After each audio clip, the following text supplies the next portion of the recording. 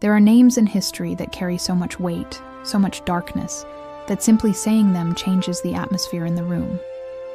Adolf Hitler is one of those names. He was responsible for the deaths of tens of millions of people. He reshaped the map of Europe, and he turned an entire nation into a machine of destruction in less than a decade.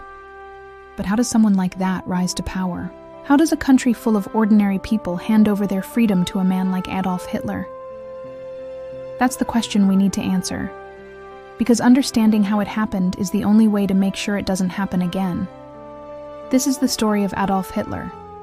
Adolf Hitler was born on April 20th, 1889, in Braunau am Inn, a small town in Austria, not Germany. This matters, because Hitler himself spent his entire life pretending he was something he wasn't.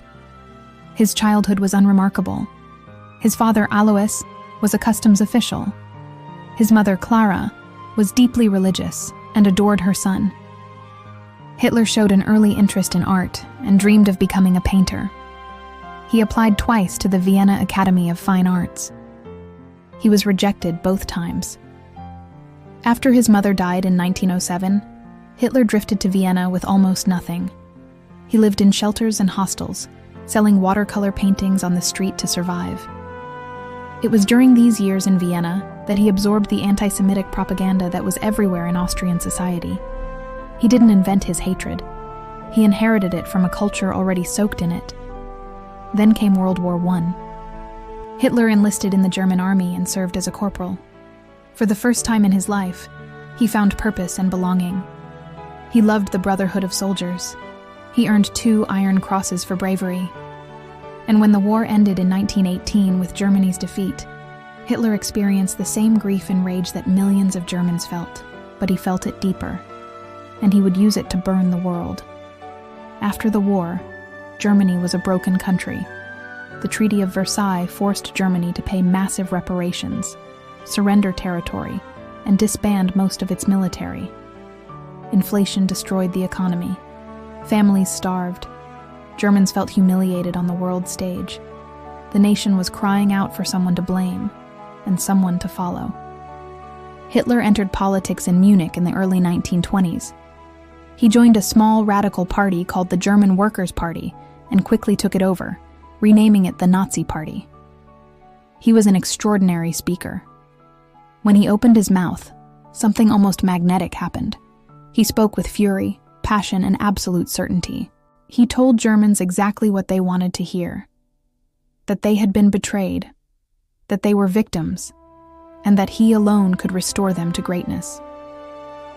In 1923, Hitler attempted a coup in Munich called the Beer Hall Putsch. It failed spectacularly. He was arrested and sentenced to prison, but instead of destroying him, prison made him stronger. He used the time to dictate his book, Mein Kampf, which laid out his ideology in full: his obsessive hatred of Jewish people, his belief in racial purity, and his dream of a vast German empire.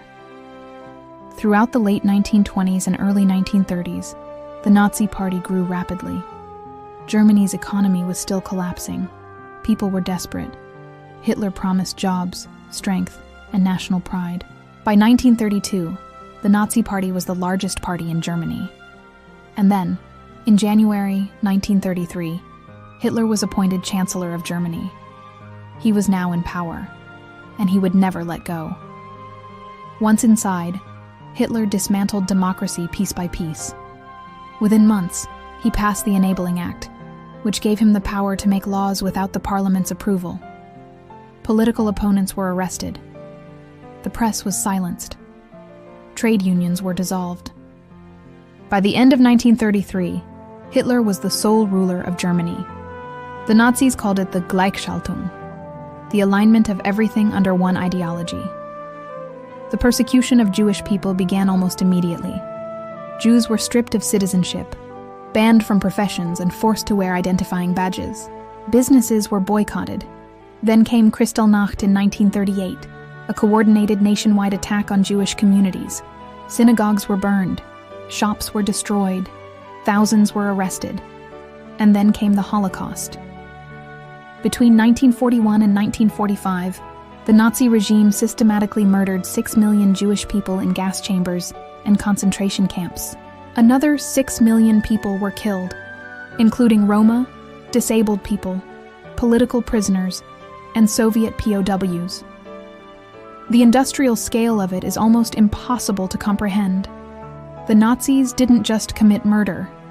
They turned murder into a bureaucratic process, with schedules, quotas, and paperwork. This was Hitler's vision made real. Hitler's military ambitions consumed Europe. Germany invaded Poland in 1939, launching World War II. By 1941, Nazi forces controlled most of Western Europe and had invaded the Soviet Union. Hitler seemed unstoppable. But empire built on terror carries the seeds of its own destruction.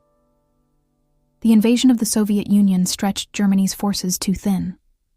Supply lines collapsed in the brutal Russian winters.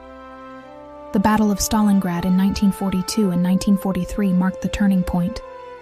After that, Germany was on the defensive. Allied forces invaded from the west in 1944. Soviet forces pushed from the east. By April 1945, Berlin was surrounded. Hitler was hiding in a bunker beneath his headquarters, pale, erratic, and raging at phantom armies that no longer existed.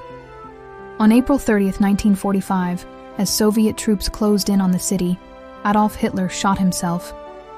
He was 56 years old. The war in Europe ended 8 days later. Hitler left behind a world in ruins. An estimated 70 to 85 million people died during World War II. Cities across Europe were reduced to rubble. The Holocaust left scars on humanity that have never fully healed. But perhaps the most unsettling lesson of Adolf Hitler's story isn't about one man's cruelty. It's about how an entire nation followed him. Ordinary people, teachers, doctors, parents, became the hands that carried out unimaginable atrocities. They did it because of fear, propaganda, economic desperation, and the oldest human instinct of all, the need for someone to blame. Hitler didn't break the world alone. He broke it because people let him. Understanding that is not optional, it is essential. If this video made you think, please like and subscribe. History has lessons we cannot afford to forget. Let me know in the comments what part of this story stood out to you the most. See you next time.